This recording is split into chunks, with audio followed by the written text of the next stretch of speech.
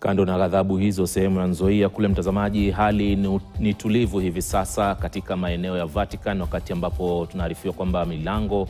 imefungwa tayari kwenye ile shughuli ya kumteua